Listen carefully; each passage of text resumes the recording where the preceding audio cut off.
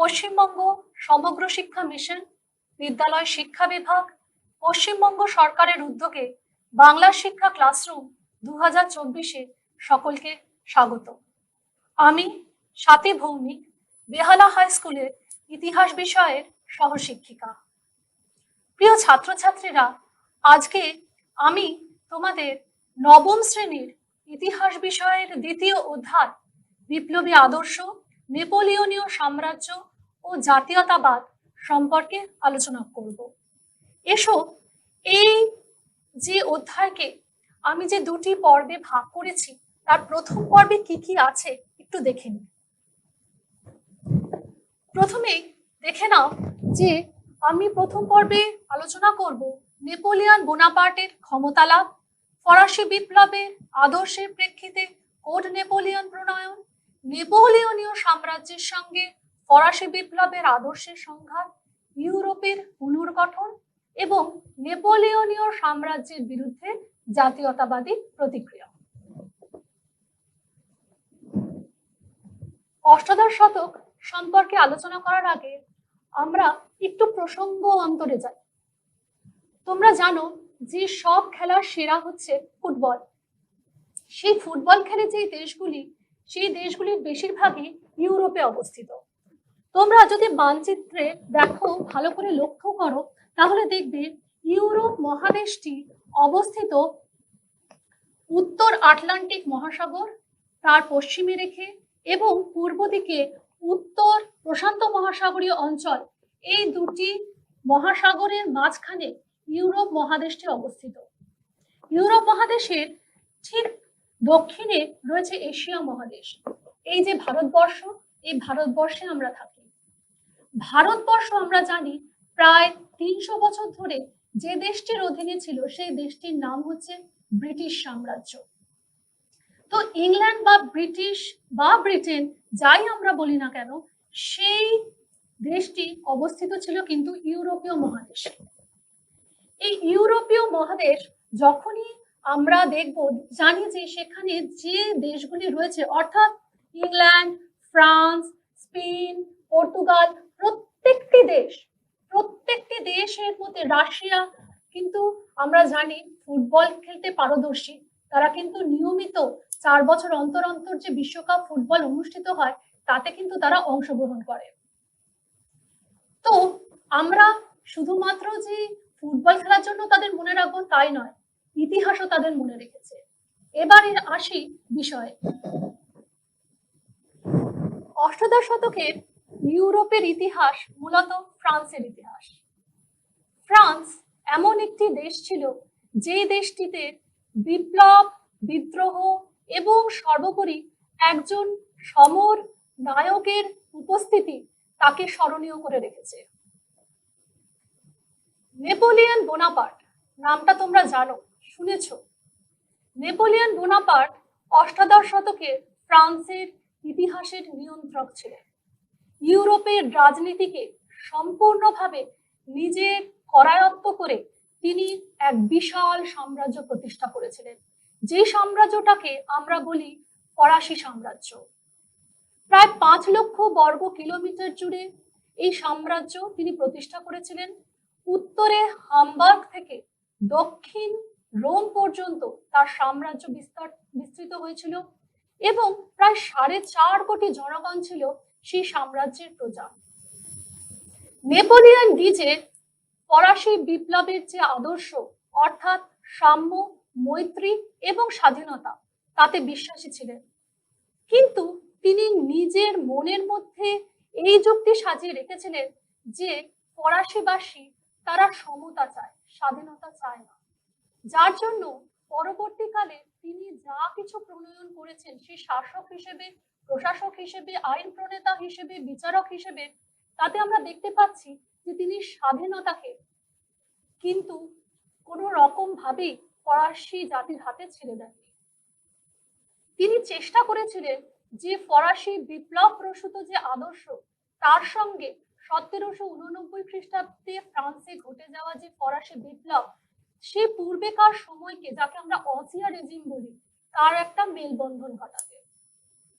তাই হয়তো তাকে আমরা সেই আলোকবর্তিকা হিসেবে দেখতে পারি, যিনি ইউরোপকে দিয়েছিলেন একটা নতুন সীমানা। 1769 খ্রিস্টাব্দে তার জন্ম হয়। বর্তমান ইতালির অন্তর্গত ভূমধ্য সাগরের তীরে সিসিলি দ্বীপে, এবং এই দ্বীপটি ঠিক তার জন্মের আগের বছরই ফ্রান্স কর্তৃক দখল করা হয়।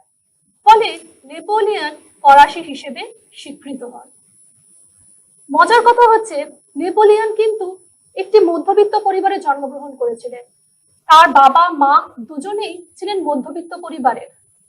সেখান থেকে নেপোলিয়ন ক্রমশ তার উচ্চাসা, তার সেনানায়ক কুশলতার দ্বারা নিজেকে প্রতিষ্ঠিত করেছেন ফরাসি সাম্রাজ্যের চরমতম স্থানে।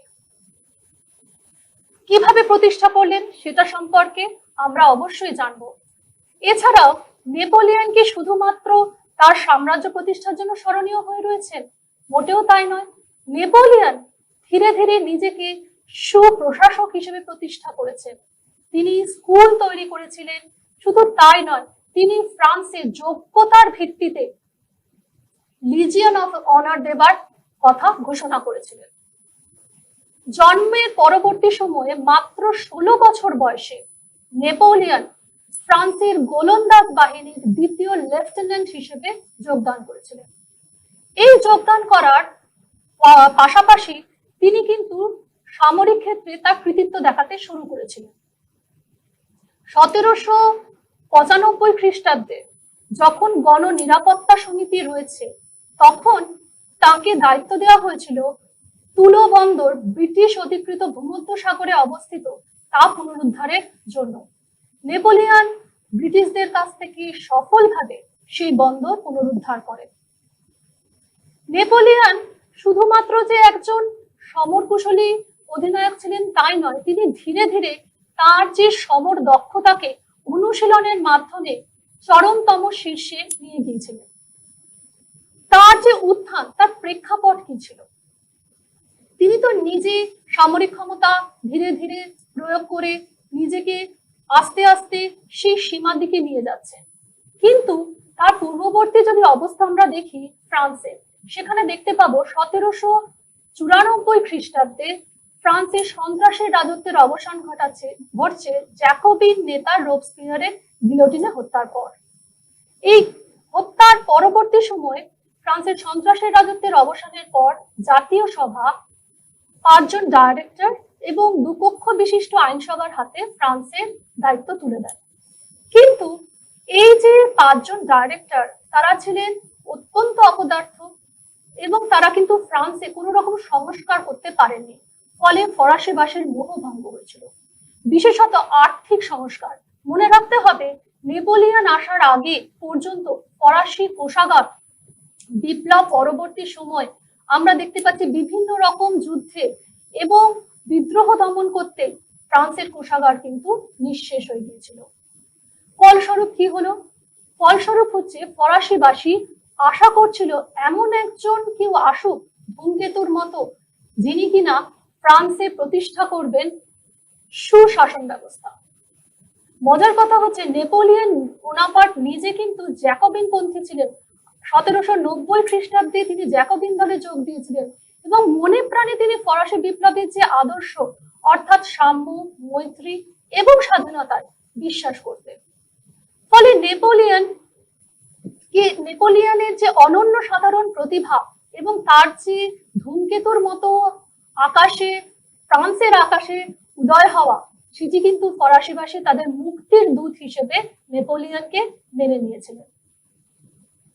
1799 খ্রিস্টাব্দ থেকে 1814 পর্যন্ত এই 15 বছর ইউরোপের ইতিহাস নেপোলিয়নীয় যুগ বলে পরিচিত।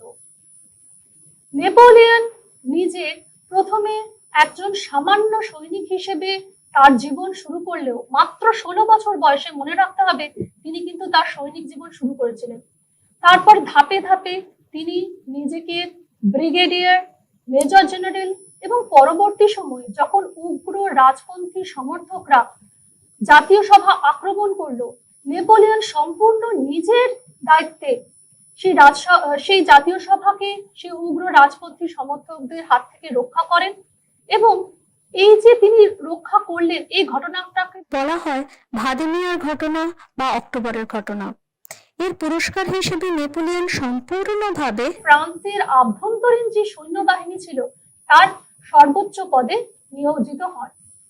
কিন্তু তার এই যে ক্ষমতা, এতে নেপোলিয়ন খুশি ছিলেন না। তিনি চেয়েছিলেন সমগ্র ফ্রান্সের অধিপতি হতে। দেখা যাচ্ছে নেপোলিয়ন এই সময় 1799 খ্রিস্টাব্দে ফরাসিবাসীকে তাদের মোহভঙ্গ দেখে তাদের মধ্যে তিনি আশার বাণী সঞ্চার করে কনসুলেট নামক একটি শাসন ব্যবস্থা প্রবর্তন করলেন।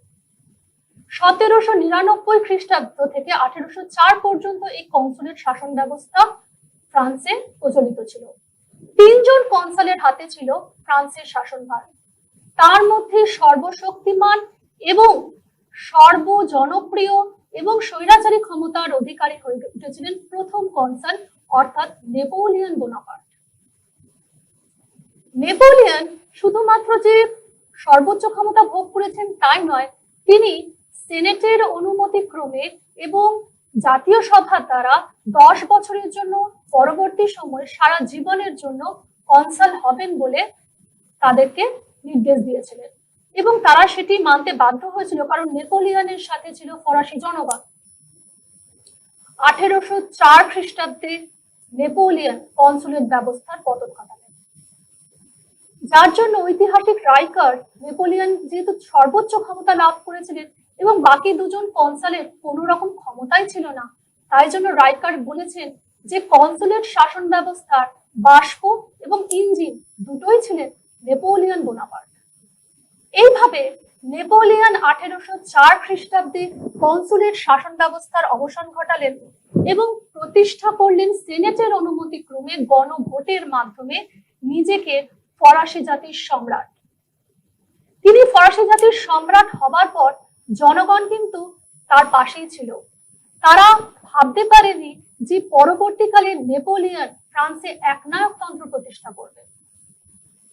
নেপোলিয়ন 1804 সালে যখন নিজেকে ফরাসি জাতির সম্রাট হিসেবে ঘোষণা করছেন, সেই সময় দেখা যাচ্ছে ইউরোপের বাকি যে দেশগুলো ছিল, অর্থাৎ England, Austria, Prussia, Russia, Portugal, Spain, তারা কিন্তু মোটেও খুশি হয়নি। এই রাজতান্ত্রিক রাষ্ট্রগুলো পুনরায় ফ্রান্স কর্তৃক আক্রমণ যাতে না হয় তার ব্যবস্থা নেবার জন্য নিজেরাই উদ্যোগী হয়।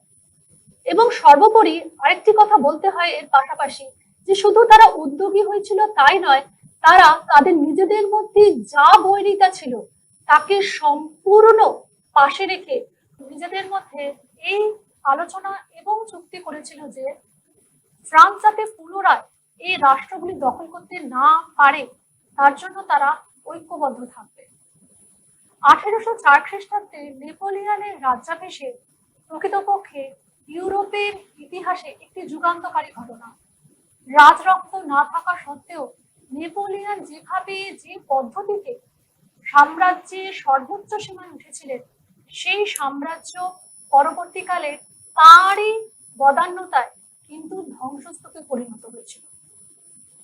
নেপোলিয়ন তাই নিজেকে কখনোই স্বাধীনতার আদর্শে বিশ্বাসী হওয়া সত্ত্বেও ফরাসিবাসীর ওপর সেই স্বাধীনতাকে চাপিয়ে দিতে চাননি। নেপোলিয়নের সিংহাসন লাভের পরবর্তীকালে আমরা দেখতে পাচ্ছি যে রাষ্ট্রটি সম্পূর্ণভাবে নেপোলিয়নের করায়ত্ত কখনোই হয়নি, কোনোদিনই হয়নি, সেই রাষ্ট্রটির নাম ছিল ইংল্যান্ড। নেপোলিয়ন স্থলভাগের ওপর তার কর্তৃত্ব বজায় রাখলেও একমাত্র ইংল্যান্ডকে কোনো রকম ভাবে কিন্তু নিজের দখলে আনতে পারেননি। তার জন্য নেপোলিয়ন 1798 খ্রিস্টাব্দে পিরামিডের যুদ্ধে মামেলুক শাসকদের পরাজিত করলেও 1798 এর অগাস্ট মাসে নীল নদের যুদ্ধে ব্রিটিশদের কাছে হেরে যায়। তার এই যে হেরে যাওয়া, এটি কিন্তু তিনি মনে মনে মেনে নিতে পারেননি, যার ফলশ্রুতি হিসেবে নেপোলিয়ন প্রতীক্ষা করছিলেন যে কবে তিনি আবার ব্রিটিশদের সঙ্গে যুদ্ধে অবতীর্ণ হবেন। 1805 খ্রিস্টাব্দে ব্রিটিশ প্রধানমন্ত্রী পিট তিনি তার সেনাপতি নেলসনকে দায়িত্ব দিলেন যে নেপোলিয়নের অধিকৃত ফ্রান্সের সাথে একটি যুদ্ধে, সেই যুদ্ধটির নামই হচ্ছে ট্রাফালগারের যুদ্ধ। এই যুদ্ধে দেখা যাচ্ছে যেহেতু এটি একটি নৌযুদ্ধ ছিল, সেখানে নেপোলিয়নের নৌবাহিনী দারুণভাবে বিপর্যস্ত হয়ে পড়ল। নেপোলিয়ন বুঝতে পেরেছিলেন যে কখনোই নৌযুদ্ধে তিনি ব্রিটেনকে হারাতে পারবেন না।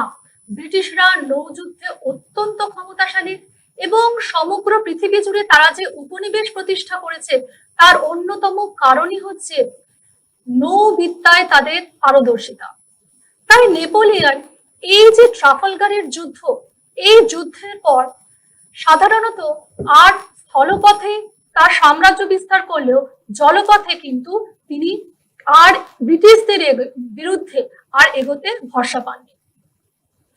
ট্রাফালগারের যুদ্ধের পরবর্তী সময়ে আমরা দেখতে পাচ্ছি বাকি যে রাষ্ট্রগুলো ছিল অর্থাৎ রাশিয়া, প্রাশিয়া, অস্ট্রিয়া, সুইডেন প্রমুখ দেশগুলি একত্রিত হয়ে তৃতীয় শক্তি জোট গঠন করে। প্রথমে চলে আসবো অস্ট্রিয়ার কথায়। অস্ট্রিয়া একটি ক্ষুদ্রতম দেশ বলা যায় ইউরোপের, কিন্তু অস্ট্রিয়া তার রাজনৈতিক ক্ষমতা বিস্তার করেছিল দক্ষিণ ইতালিতে। তারা দক্ষিণ ইতালির জেনোয়া, রোম দখল করে নিয়েছিল। এর পাশাপাশি উত্তর ইতালির লম্বার্ডিও দখল করে নিয়েছিল এবং ভেনেশিয়া। সুতরাং বলা যায় যে ইতালির বেশিরভাগ অংশই অস্ট্রিয়া দখল করে নিয়েছিল। নেপোলিয়ন ক্যাম্পো ফর্মিও চুক্তি দ্বারা ভেনেশিয়া অস্ট্রিয়ার কাছ থেকে দখল করে নেয়। পরবর্তীকালে প্রেসবার্গের সন্ধি দ্বারা নেপোলিয়ন অস্ট্রিয়া থেকে গ্যালিশিয়া মুক্ত করে তাকে পোল্যান্ডের সঙ্গে যুক্ত করে দেয়। এইভাবে নেপোলিয়ন অস্ট্রিয়াকে, তারপরে দেখা যাচ্ছে আস্তে আস্তে প্রাশিয়া তখন সমগ্র জার্মানি অধিকার করে বসে আছে এবং সে তখন শুধুমাত্র জার্মানি নয়, তার পাশাপাশি আমরা দেখতে পাচ্ছি পোল্যান্ডের কিছু কিছু অঞ্চলও কিন্তু তার দখলে। নেপোলিয়ন প্রাশিয়া এবং রাশিয়াকে পরাজিত করার জন্য তার সৈন্যবাহিনী পাঠালেন। রাশিয়া এবং প্রাশিয়া যুদ্ধক্ষেত্রে অবতীর্ণ হওয়ার আগে আমরা একটু চোখ রাখি নেপোলিয়নের শাসনতান্ত্রিক কিছু সংস্কারের ওপর। 1804 খ্রিস্টাব্দে নেপোলিয়ন শুধুমাত্র যে একজন সমরকুশলী অধিনায়ক ছিলেন তাই তো নয়, তিনি তো একজন প্রশাসকও ছিলেন। ফ্রান্সের সর্বোচ্চ ক্ষমতা ছিল তার অধীনে। তো তার সময়ে যে গৌরবময় ঘটনা ঘটেছিল সেটি হচ্ছে কোড নেপোলিয়ন প্রচলন। কোড নেপোলিয়ন কি? কোড নেপোলিয়ন হচ্ছে একটি আইন সংহিতা। সেখানে কিন্তু নতুন কোনো আইন ছিল না। যে আইনগুলি ফ্রান্সে প্রচলিত ছিল সেগুলোকে নেপোলিয়ন সংকলিত করেছিলেন। এই যে সংকলন গ্রন্থ, এরই নাম কোড নেপোলিয়ন। সমকালীন ফ্রান্সের উত্তর অংশে আমরা দেখতে পাই সেখানে প্রচলিত ছিল প্রথাগত আইন এবং দক্ষিণ অংশে প্রচলিত ছিল রোমান আইন। নেপোলিয়ন নিজে ছিলেন রোমান সম্রাট জাস্টিনিয়ানের উত্তরাধিকারী বলা উচিত হবে না, বলা যেতে পারে অনুসারী। তিনি নেপোলিয়ন হয়েও জাস্টিনিয়ানকে সামনে রেখে, জাস্টিনিয়ান যেমন রোমান আইনগুলিকে সংকলিত করেছিলেন, ঠিক তেমনি নেপোলিয়নও ফ্রান্সে যে আইনগুলি ছিল এবং ফরাসিরা যে আইনগুলি মেনে চলতো সেগুলোকে সংকলিত করে একটি বইয়ের মধ্যে আসেন। এরকম প্রায় 400টি আইন ছিল ফ্রান্সে। এছাড়াও রাজকীয় আইন, সামন্ত আইন, যাজকীয় আইন, এরকম অসংখ্য আইন ছিল এবং কোন অপরাধে কি দণ্ড তার কোনো নির্দিষ্ট নিয়ম ছিল না। সবকিছু দেখে নেপোলিয়ন সিদ্ধান্ত নিলেন যে প্রচলিত আইনগুলোকে তিনি সংকলন করবেন। এর জন্য 1804 খ্রিস্টাব্দে তিনি প্রতিষ্ঠা করলেন একটি কমিটি। 4 সদস্যকে নিয়ে এই কমিটি প্রতিষ্ঠিত হলো। এই সদস্যরা প্রত্যেকেই ছিলেন ফ্রান্সের বিশিষ্ট আইনজীবী। প্রায় 84টি অধিবেশন অনুষ্ঠিত হয়েছিল, যার মধ্যে 36টি অধিবেশনে নেপোলিয়ন নিজে সভাপতিত্ব করেছিলেন এবং তিনি নিয়মিত খোঁজ রাখতেন যে আইনগুলি কিভাবে সংকলিত হচ্ছে। এই যে 4 জন বিশিষ্ট আইনজ্ঞ ছিলেন, তারা ফ্রান্সের বিভিন্ন অংশে ঘুরে আইনগুলিকে কিন্তু সংকলিত করেছিলেন। প্রায় 2287টি আইন ছিল, মতান্তরে 2281টি। এছাড়া এই আইনকে 3টি ভাগে ভাগ করা হয়েছে। দেওয়ানি আইন, ফৌজদারি আইন এবং বাণিজ্যিক আইন। এই আইনে বলা হয়েছিল যে কোড নেপোলিয়নের চোখে বা আইনের চোখে সবাই সমান এবং ফ্রান্সে ধর্মীয় স্বাধীনতা রক্ষার দায়িত্ব রয়েছে সকলের, সেখানে কোনো ধর্মীয় কুসংস্কার থাকবে না। তৃতীয়ত, তিনি কৃষকদের মালিকানা সত্ত্ব জমির ওপর সেটি প্রদান করলেন এবং ভূমিদাস প্রথার অবসান ঘটালেন। সামন্ততন্ত্র 1806 খ্রিস্টাব্দে অবসান ঘটল ফ্রান্সে। কিন্তু কোড নেপোলিয়ন প্রচলন করলেন কেন? তার উদ্দেশ্য কি ছিল? তার উদ্দেশ্য ছিল ফ্রান্সকে এক শাসন আইনের মধ্যে নিয়ে এসে এক কেন্দ্রীভূত শাসন ব্যবস্থা প্রবর্তন করা। শুধুমাত্র তাই নয়, তিনি এই যে কোড নেপোলিয়ন প্রবর্তন করলেন সেখানে কি সকলকে সমান সুযোগ সুবিধা দিয়েছিলেন? না, তিনি তো স্বাধীনতার আদর্শে বিশ্বাস করতেন না, যার জন্য তিনি কিন্তু বাক স্বাধীনতা, সংবাদপত্রের স্বাধীনতা হরণ করেছিলেন। এছাড়া মেয়েদের কোন রকম অধিকার দেননি। শুধু স্বামীর সম্পত্তি সে অধিকার করতে পারবে, কিন্তু তা কখনো দান করতে পারবে না বা বিক্রি করতে পারবে না। এছাড়াও শ্রমিক শ্রেণীর প্রতি কিন্তু শ্রমিক শ্রেণীর জন্য তিনি কোনো আইন প্রণয়ন করেননি। নেপোলিয়নের এই আইন স্বাভাবিকভাবে আমাদের মধ্যে এই কথাই মনে করায় যে নেপোলিয়ন কি তাহলে কোড নেপোলিয়নের দ্বারা তার সমগ্র সাম্রাজ্যে প্রচলিত করেছিলেন কোড নেপোলিয়ন? উত্তর হচ্ছে হ্যাঁ, তিনি এই কোড নেপোলিয়নের আইনগুলি সমগ্র সাম্রাজ্যে ছড়িয়ে দিয়েছিলেন। এবং মজার কথা হচ্ছে শুধু ফ্রান্সই নয়, ফ্রান্সের সীমানা ছাড়িয়ে ইউরোপ প্রভাববাদীন যে ফ্রান্সের দেশগুলি ছিল সেগুলোতেও ছড়িয়ে পড়েছিল। আমরা যদি এখন বেলজিয়াম যাই বা লাক্সেমবার্গ যাই, তাহলে সেখানে কোড নেপোলিয়নের কিছু কিছু আইন কিন্তু এখনো চালু আছে বলে দেখতে পারবো। কোড নেপোলিয়নের মাধ্যমে দেখা যাচ্ছে যে ফ্রান্সে যে কৃষক শ্রেণী ছিল তাদের 69% যে মানুষ, তাদের হাতে পুরো ফ্রান্সের 58% জমি দিয়ে দিয়েছিলেন এবং অভিজাত এবং সামন্ততান্ত্রিক যে পরিবারগুলি ছিল তাদের হাতে শুধুমাত্র ছিল 28% জমি। তো নেপোলিয়ন এইভাবে জমি দিয়ে ভূমিদাস প্রথার অবসান ঘটিয়ে কোড নেপোলিয়নকে স্মরণীয় করে গেছে। 1807 খ্রিস্টাব্দে এই কোড নেপোলিয়ন ইউরোপ এবং ফ্রান্স অধিকৃত যে অঞ্চলগুলি ছিল সেখানে কিন্তু প্রবর্তন করেছিলেন। এছাড়াও 1800 খ্রিস্টাব্দে নেপোলিয়ন ব্যাংক অফ ফ্রান্স প্রতিষ্ঠা করলেন। সমকালীন ফ্রান্সের মুদ্রাকে বলা হতো ফ্রা এবং ফ্রায়ের পাশাপাশি সেখানে কিন্তু প্রচলিত ছিল স্বর্ণ মুদ্রাও।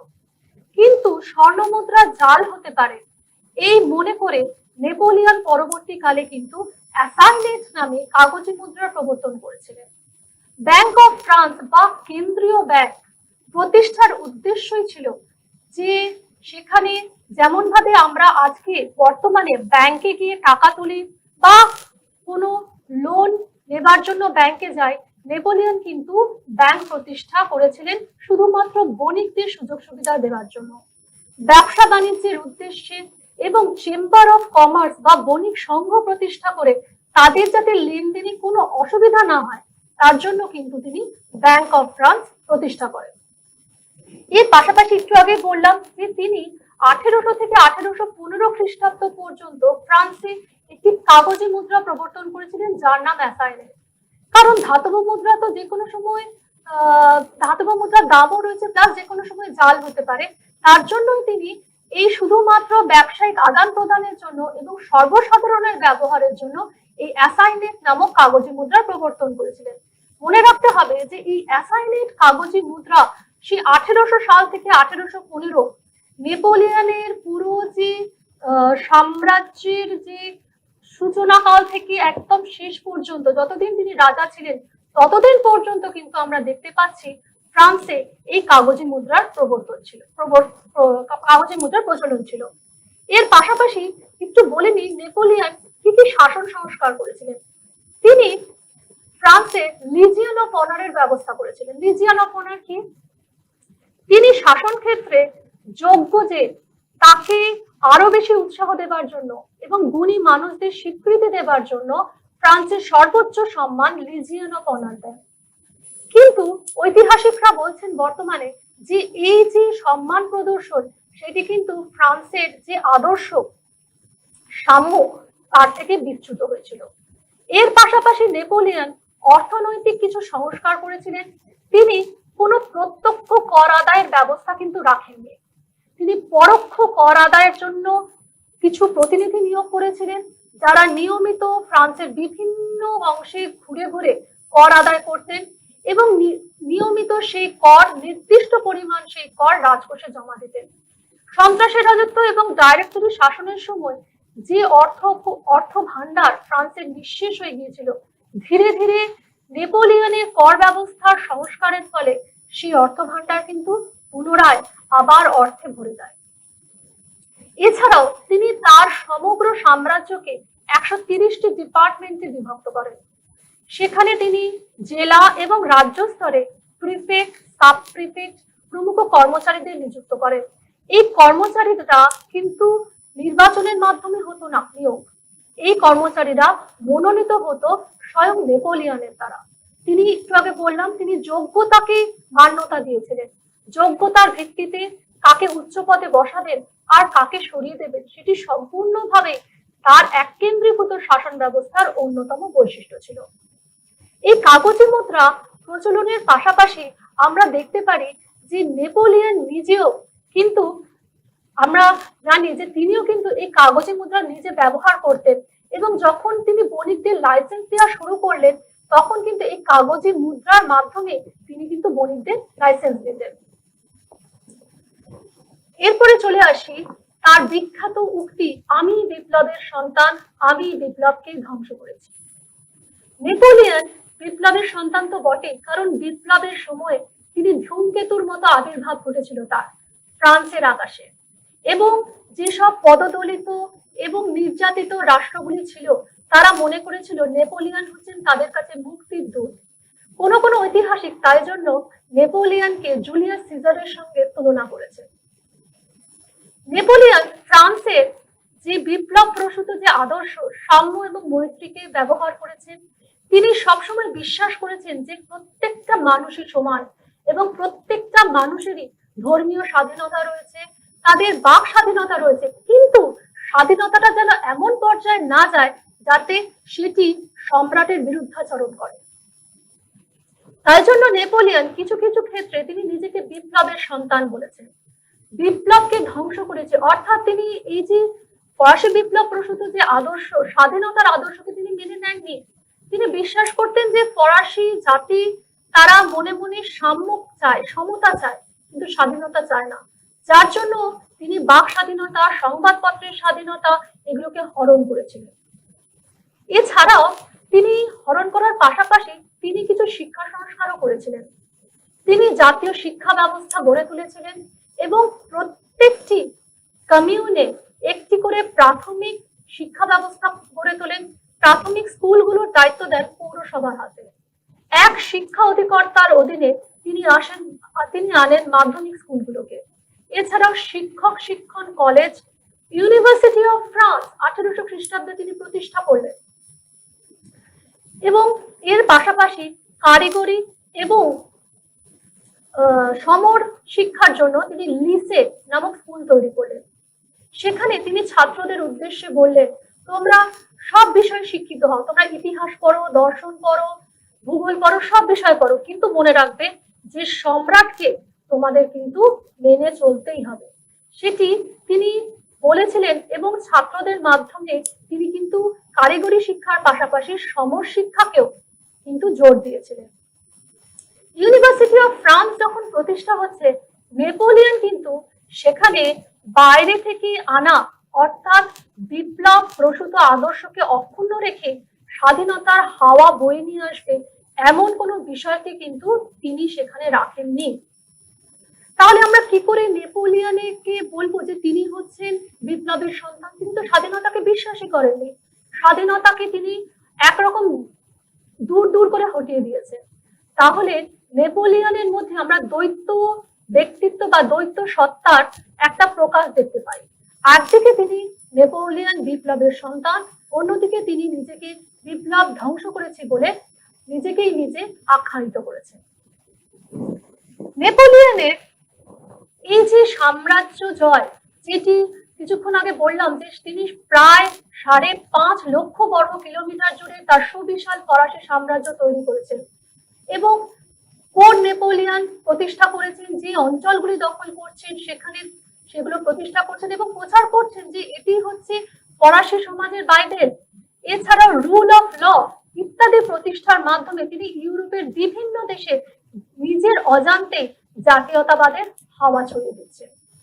কিন্তু যে দেশগুলি মেনে নেয়নি, তখনও যে সকল দেশে রাজতান্ত্রিক শাসন ব্যবস্থা ছিল, যারা ফরাসি বিপ্লব পূর্ববর্তী শাসন ব্যবস্থায় বিশ্বাসী ছিল, তাদের মধ্যে অন্যতম ছিল রাশিয়া। রাশিয়া, অস্ট্রিয়া এবং প্রাশিয়া তারা তৃতীয় শক্তি জোট গঠন করেছিল। ইংল্যান্ডের কথা তো আগেই বলেছি, ট্রাফালগারের যুদ্ধে নেপোলিয়ন ইংল্যান্ডের কাছে পরাজিত হয়। অস্ট্রিয়ার কথা বলেছি, অস্ট্রিয়া আবার নেপোলিয়নের কাছে পরাজিত হয়। পড়ে রইল প্রাশিয়া এবং রাশিয়া।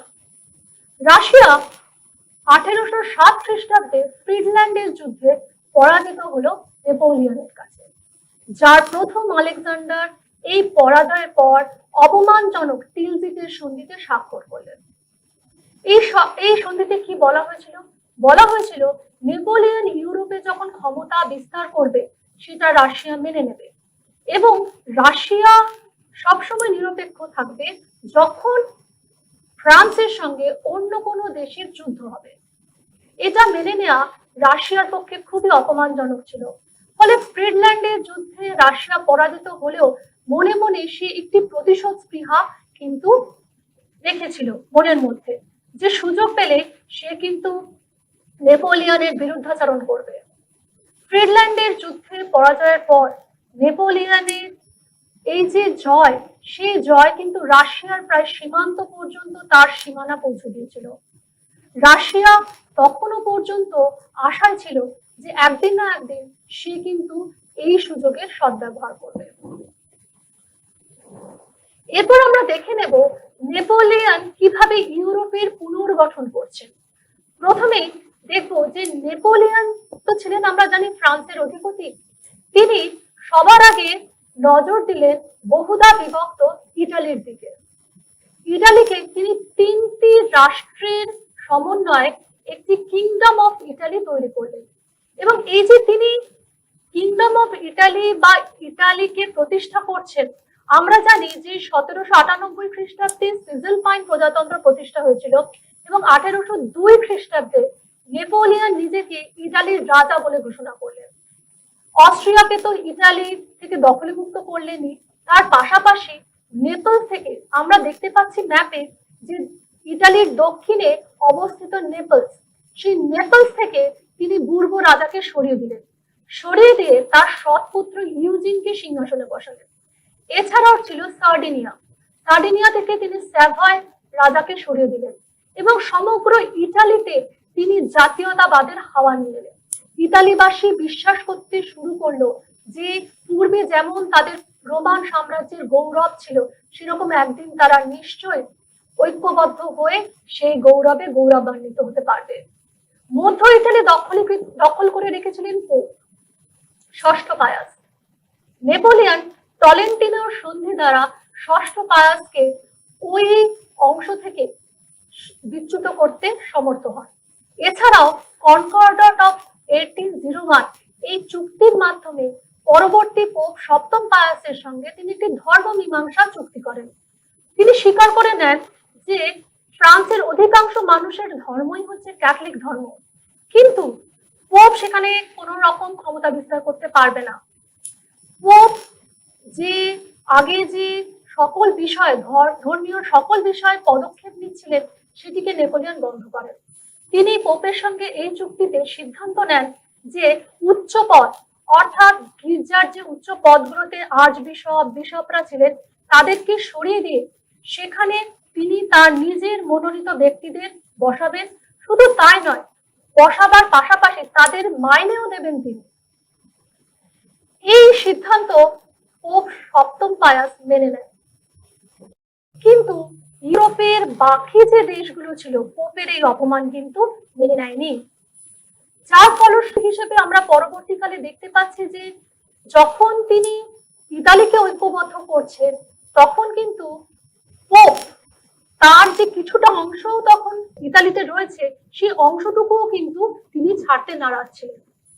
এইভাবে ইতালিতে তিনি জাতীয়তাবাদের উন্মেষ ঘটাচ্ছেন এবং জেনোয়া, রোম প্রভৃতি জায়গায় তিনি তার লম্বার্ডি, ভেনেশিয়া প্রমুখ যে বিভিন্ন যে বহুধা বিভক্ত যে ইতালি ছিল, তাকে তিনি ঐক্যবদ্ধ করার জন্য এই কিংডম অফ ইতালি বা সিজালপাইন প্রজাতন্ত্রের বদলে 1802 খ্রিস্টাব্দে প্রতিষ্ঠা করলেন ইতালীয় প্রজাতন্ত্র।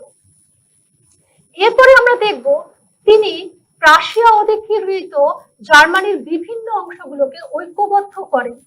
সেখানেও জার্মানি প্রায় শতদা বিভক্ত ছিল। সেখান থেকে তিনি মাত্র 16টি, পরবর্তী সময় 18টি রাজ্য নিয়ে প্রতিষ্ঠা করলেন কনফেডারেশন অফ দ্য রাইন। তার মধ্যে ছিল বাভেরিয়া, বাডেন, উটেমবার্গ প্রমুখ ছোট ছোট দেশ। এছাড়াও তিনি তৈরি করলেন কিংডম অফ ওয়েস্টফেলিয়া। তার মধ্যে ছিল বাডেন, বাভেরিয়া এবং হোসে, হ্যাসে-কাসেল প্রমুখ দেশ। এই কিংডম অফ ওয়েস্টফেলিয়া এবং কনফেডারেশন অফ দ্য রাইন নেপোলিয়নের যে স্বাধীনতার আদর্শ, নেপোলিয়নের যে জাতীয়তাবাদের আদর্শ, সেই আদর্শকে কিন্তু সেখানে ছড়িয়ে দিয়েছিল।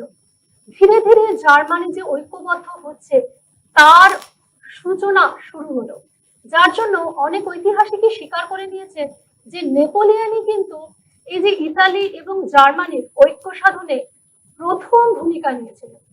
জার্মানিতে 1810 খ্রিস্টাব্দে প্রতিষ্ঠিত হলো ইউনিভার্সিটি অফ বার্লিন। সেখানে যেসব শিক্ষক এবং ছাত্রছাত্রীরা ছিল তাদের জন্য তিনি বাইরে থেকে, অর্থাৎ সেই দেশের বাইরে যেসব গ্রন্থ প্রচলিত ছিল সেগুলো আনানোর ব্যবস্থা করেন। তাদের নিয়মিত যাতে তারা শিক্ষিত হয়ে উঠতে পারে তার ব্যবস্থা করলেন। এবং এর পাশাপাশি আমরা দেখতে পাচ্ছি যে নেপোলিয়নের যে ফরাসি বিপ্লব প্রসূত যে আদর্শ, সেটাও কিন্তু সেখানে ছড়িয়ে পড়ছে এবং জাতীয়তাবাদের যে প্রক্রিয়া সেটা শুরু হচ্ছে, যার জন্য আমরা প্যান জার্মান, প্যান স্লাভ, এই যে একত্রিত হবার যে বাসনা, সেগুলো কিন্তু সেই জাতীয়তাবোধের যে সূচনা, সেটা কিন্তু নেপোলিয়ন তার এই যে সংস্কার, ইউরোপের পুনর্গঠনের জন্য তার যে সংস্কার, তাতে তিনি গুরুত্ব দিলেন। আমরা জানি 1795 খ্রিস্টাব্দের আগে ইউরোপের ম্যাপে পোল্যান্ড বলে কোনো দেশ ছিল না। পোল্যান্ডকে মোটামুটি রাশিয়া, অস্ট্রিয়া, প্রাশিয়া নিজেদের মতো করে দখল করে নিয়েছিলেন। নেপোলিয়ন প্রথম অস্ট্রিয়ার কাছ থেকে গ্যালিশিয়া নিয়ে তাকে পোল্যান্ডের সঙ্গে যুক্ত করে দেয় এবং ফ্রিডল্যান্ডের যুদ্ধে নেপোলিয়ন রাশিয়াকে পরাজিত করে কিছুটা অংশ পোল্যান্ডের নিয়ে নেন। প্রাশিয়া বাধ্য হয় নেপোলিয়নকে পোল্যান্ডের কিছু অংশ ছেড়ে দিতে। নেপোলিয়নের নেতৃত্বে প্রতিষ্ঠিত হয় গ্র্যান্ড ডাচি অফ ওয়ারশ। এই গ্র্যান্ড ডাচি অফ ওয়ারশ প্রতিষ্ঠিত হবার পর পোল্যান্ড তার একটা সীমানা পায়। এর আগে পর্যন্ত পোল্যান্ডের কোনো নির্দিষ্ট সীমানা ছিল না। সুতরাং নেপোলিয়ন ধীরে ধীরে তার এই যে ক্ষমতা বিস্তার ইউরোপের বাইরেও, সেখানে কিন্তু ধীরে ধীরে তিনি জাতীয়তাবাদকে প্রাধান্য দিলেন এবং জাতীয়তাবাদ প্রতিষ্ঠা করলেন। নেপোলিয়ন হয়ে উঠলেন ইতালির জাতি এবং তাদের যে ঐক্য চেতনা, তার একটা আলোকবর্তিকা। শুধু অনন্য সাধারণ প্রতিভার অধিকারী হিসেবে এবং সমরকুশলী নেতা হিসেবেই আমরা নেপোলিয়নকে মনে রাখবো না। নেপোলিয়নকে আমরা মনে রাখবো যে তিনি ছিলেন একজন দক্ষ প্রশাসক এবং গঠনমূলক কাজও তিনি করেছিলেন। আচ্ছা, এবারে আমরা নেপোলিয়ন বোনাপার্টের এই যে দ্বিতীয় অধ্যায়, এর থেকে কি কি প্রশ্ন আসে একটু দেখে নিই। প্রথম প্রশ্ন, ফ্রান্সের ইতিহাসে নেপোলিয়নের উত্থান আলোচনা করো। কোড নেপোলিয়ন কি, এর গুরুত্ব আলোচনা করো। তৃতীয় প্রশ্ন, ইউরোপে জাতীয়তাবাদ প্রসারে নেপোলিয়নের ভূমিকা আলোচনা করো। চতুর্থ প্রশ্ন, ইউরোপের পুনর্গঠনে নেপোলিয়নের অবদান লেখো। পঞ্চম প্রশ্ন, নেপোলিয়নের সাম্রাজ্যের সঙ্গে ফরাসি বিপ্লবের আদর্শের সংঘাতময় রূপ বিবৃত করো। আমি বিপ্লবের সন্তান এবং আমি বিপ্লবকে ধ্বংস করেছি, এই বক্তব্যের প্রাসঙ্গিকতা আলোচনা করো। তোমরা অবশ্যই এই প্রশ্নগুলির উত্তর অনুশীলন করবে এবং প্রত্যেকে ভালো থাকবে এবং অবশ্যই মনে রাখবে যে নেপোলিয়ন বোনাপার্ট তিনি বলে গেছেন যে তার জীবনে অসম্ভব বা পারবো না বলে কোনো শব্দ নেই। সুতরাং আমাদের পারতেই হবে, আমাদের ভালো থাকতে হবে এবং যে কোনো কাজকে আমরা যাতে সুষ্ঠুভাবে সম্পন্ন করতে পারি সেদিকে নজর রাখবো। দেখা হবে তোমাদের সঙ্গে দ্বিতীয় পর্বে। আপাতত আজকের মতো শেষ করছি। প্রত্যেকে ভালো থাকবে, সুস্থ থাকবে।